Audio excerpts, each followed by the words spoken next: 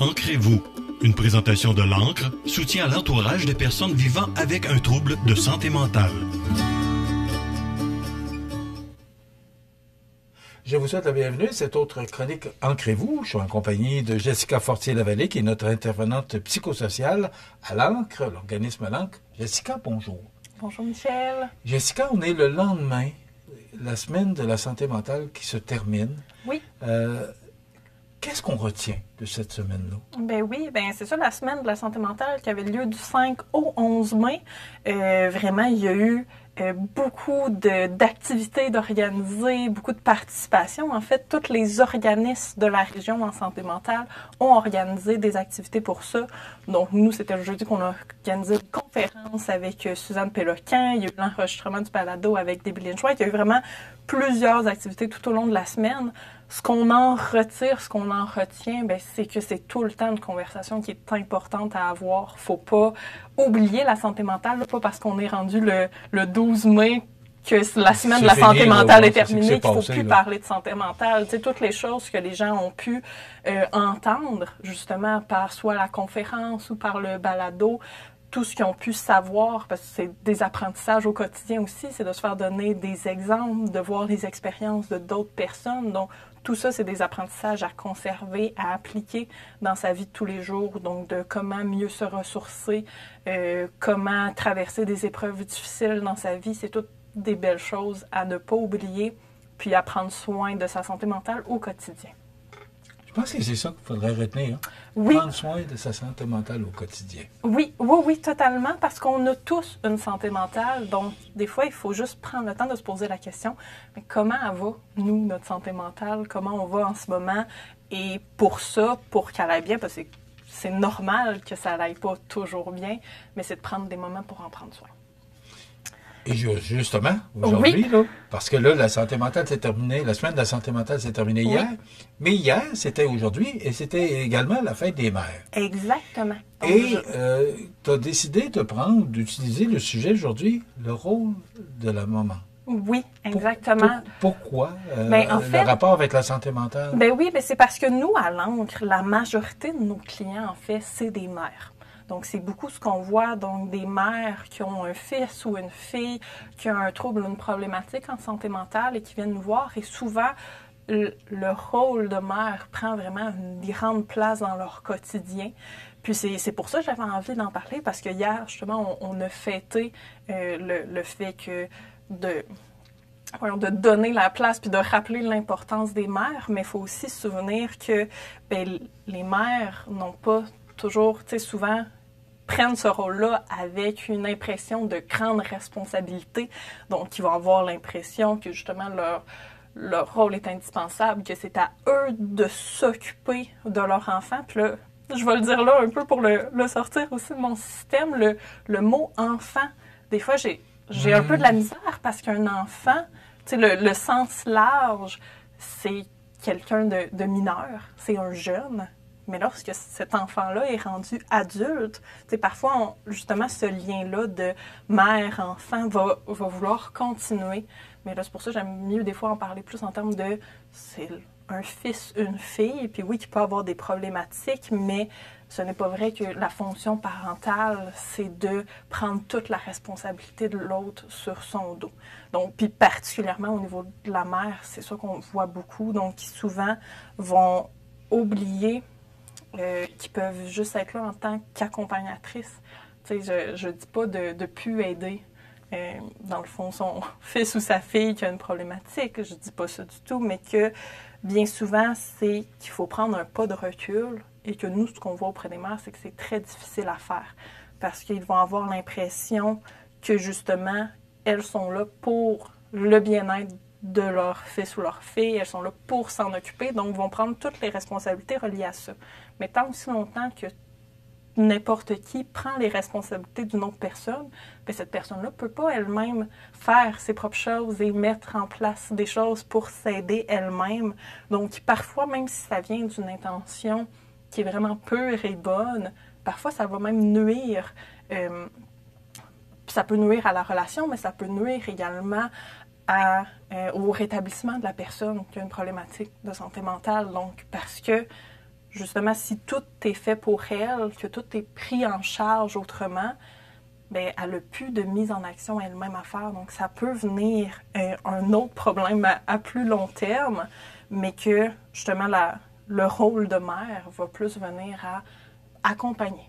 Tu sais, être présente, parce que même si la personne ne deviendra plus mère, c'est pas qu'elle ne deviendra plus mère, elle va toujours avoir ce rôle-là, ce titre-là de mère. Et c'est pour ça qu'il y a des journées comme pour hier. Avoir l'inquiétude de perdre un peu ce rôle-là? Oui, des fois c'est ça, Okay. ou des fois c'est ouais. qu'ils ont l'impression justement que c'est indispensable parce que tout dans l'enfance, justement, de leur enfant, ben, le rôle du parent est de s'occuper de son enfant. Puis souvent, au niveau de la mère, ben, on voit beaucoup que une tendance à justement materner un peu plus, prendre en charge, faire plein de choses. Donc, après ça, lorsque l'enfant devient adulte, d'arrêter d'avoir ce rôle-là puis de prendre autant de choses en charge, ça peut être difficile à réaliser puis à faire. Donc, c'est pour ça parfois, il faut prendre un petit peu de recul puis voir c'est quoi les autres choses qui peuvent être faites, comment on peut accompagner sainement la personne. Puis accompagner sainement une personne, ben, c'est de ne pas prendre les responsabilités à sa place, mais également, souvent, on peut questionner l'autre aussi selon ses besoins. Donc, est-ce que ça pourrait lui faire du bien qu'on lui parle de notre expérience pour essayer de l'aider dans la situation qu'elle vive, plutôt que la conseiller et dire « fais X, Y dans telle situation ». Donc, de vraiment essayer de prendre un petit peu du recul par rapport à leur rôle de mère, mais que ça ne l'enlève pas, qu'ils peuvent aider quand même, qu'ils peuvent accompagner, qu'ils peuvent être présents, qu'ils peuvent être une oreille pour cette personne-là, mais simplement de ne pas oublier de ne pas tout prendre en charge. C'est vraiment... Et probablement ce qu'on rencontre souvent, parce que les mamans, c'est leur rôle, hein, d'être proche de leurs enfants. Exactement, ça commence très jeune. C'est pas évident pour toutes les mamans de dire, ben là, mon garçon est parti de la maison, l'oiseau est tombé en bas du nid, là. Mm-hmm. Et là, il quitte la maison, et c'est difficile souvent. C'est un passage obligé, mais c'est un passage des fois ou parfois, c'est un passage obligé qui est difficile pour la maman. Oui, dans la majorité des cas, c'est très difficile. Puis c'est pour ça que nous, à l'Ancre, on voit beaucoup de mères. Puis c'est parfois, ben cette coupure-là, justement, quand il y a eu déménagement ou peu importe, c'est pas beaucoup fait à ce moment-là. Donc là, on conservait quand même plus longtemps. Donc des fois, c'est une coupure qu'il faut faire quand le fils ou la fille est rendu à 30 ans, 40 ans. Des fois, ça va, on est rendu vraiment plus loin.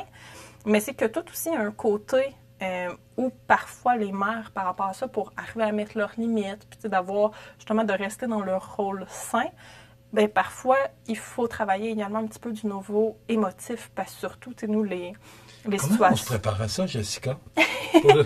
Oui, bien... C'est toute une question, là. Oui, c'est toute une question. On pourrait faire peut-être une chronique de 2 heures, là, mais comment les mamans aujourd'hui qui nous regardent, là, puis qui voient ça venir, peut-être, là, comment on peut se préparer à ça? Est-ce que on peut aller rencontrer une personne comme vous, puis de dire, ben là, comment je peux me préparer? Je trouve ça dur. Je vois mon garçon qui va aller au cégep, ou peu importe, ou ma fille.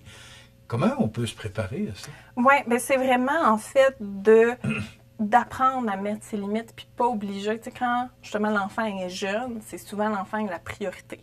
Donc, justement, ses besoins vont passer avant les nôtres.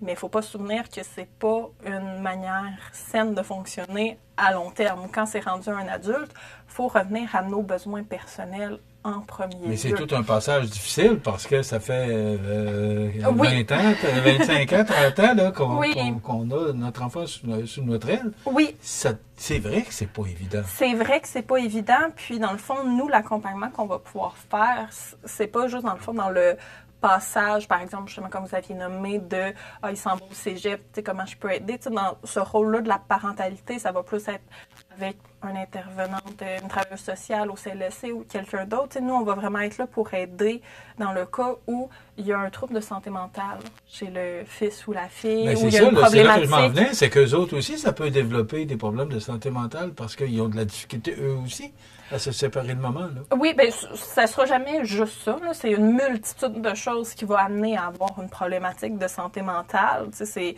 il y a des facteurs de risque d'être trop collé ou de ne pas prendre ses responsabilités peut être un des facteurs de risque pour certains troubles de santé mentale, mais ça ne l'est pas pour tous les troubles non plus.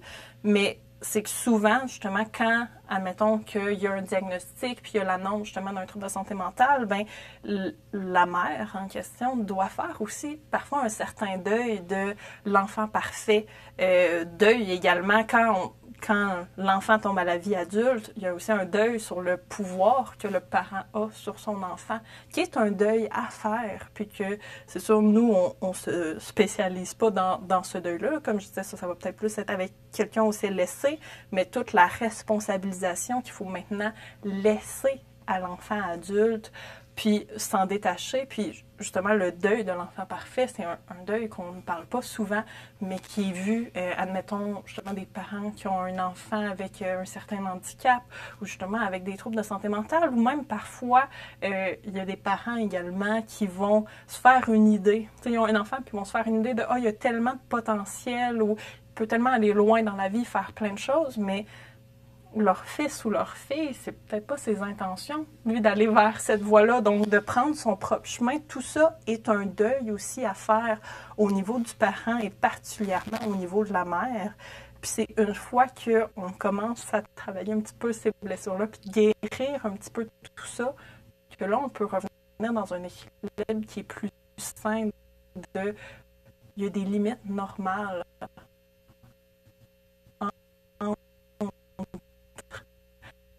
ce qui est partagé entre la place que le parent prend dans la vie de son fils ou de sa fille.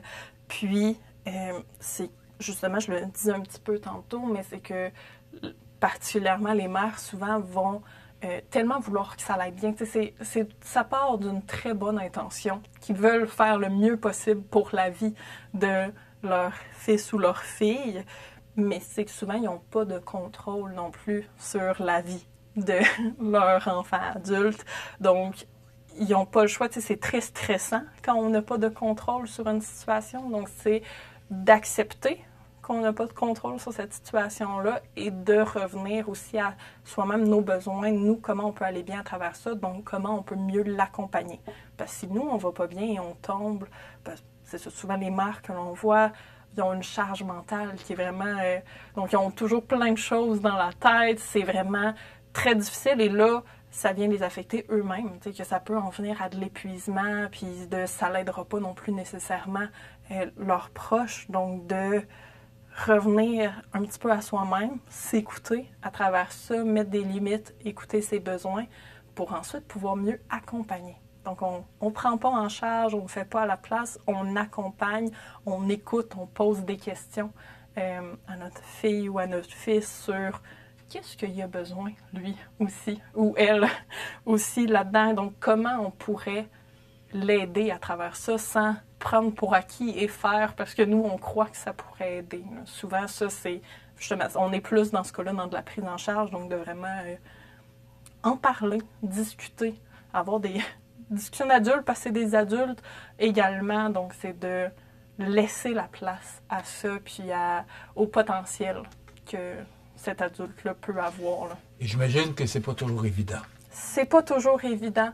C'est parce que, justement, comme je le dis, tout ça... La préparation, ce que je comprends, Jessica, c'est que la préparation est très importante. La préparation est très importante, puis c'est que tout ça part tellement d'une bonne intention que souvent, la personne ne réalisera pas les problèmes potentiels que cela peut causer ou les mauvais côtés de faire pour l'autre personne, puis de comment c'est au final peut-être pas tant aidant que ça pour le fils ou la fille. Donc, mais tout ça, souvent, ils ne s'en rendront pas compte. Donc, ça devient difficile. Il faut prendre le temps, s'arrêter, de venir en parler avec quelqu'un aussi. C'est souvent très aidant. Puis de pouvoir, comme ça, ensuite, exposer qu'est-ce que je peux faire qui va réellement aider mon fils ou ma fille. Pouvoir en parler. C'est ça, je pense que c'est... Oui, et prendre le temps. Moi, c'est ce que je retiens là, de 15 minutes de chronique. Oui. Pouvoir en parler, puis de prendre le temps Je pense que c'est très important. Oui. Jessica Fortier-Lavallée, que vous pouvez rejoindre à l'Ancre au 248-0068, poste 103, ou encore vous rendre au 182 avenue de la Fabrique, suite 103. Ce sont les locaux de l'organisme L'Ancre. Merci beaucoup pour cette chronique Ancrez-vous, c'est très intéressant. Il y a eu peut-être quelques heures en retard. Bonne fête à toutes les mamans qui nous regardent. Oui. Et on se retrouve le mois prochain. Oui, merci beaucoup. Merci Jessica. Bonne journée. Bonne journée. Ancrez-vous. Une présentation de l'Ancre, soutien à l'entourage des personnes vivant avec un trouble de santé mentale.